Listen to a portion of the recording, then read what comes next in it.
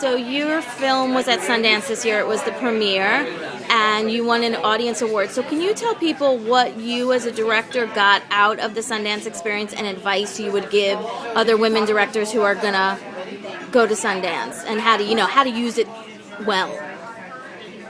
Going to Sundance was so logical for me because the film was developed and supported by Sundance. So it was like going home, and they've been so supportive of me as a director because it was such a difficult film to make.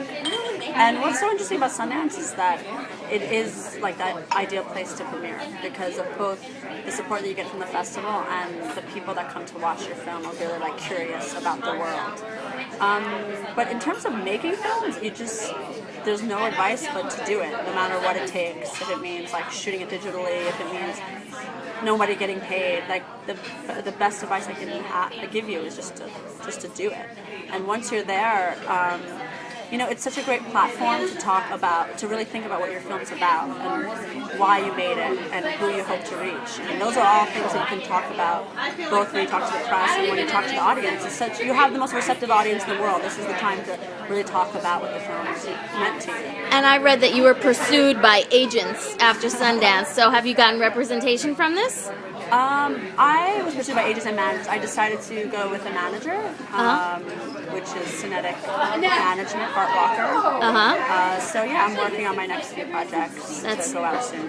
And you're here in New York because your film is the closing film for the New Director's New Film Series. Talk about what that means, and what do you think about being part of that?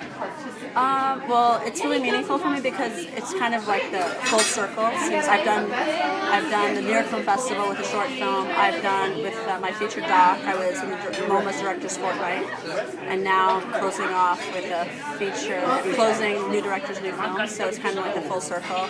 And both Film Society and MoMA have always been really supportive of my work. So it seems so appropriate, not just to bring my film there, but to close the festival. And growing up in New York, it's like a huge honor, obviously. So can you tell us what you have planned next? I'm working on a TV series that I've been developing, so I will be pitching that soon. American TV series? In English. English. It's about the last harem in Iran. The last what? Harem.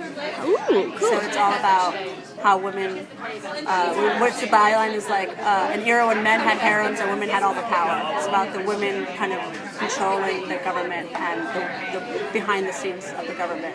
Cool. All right.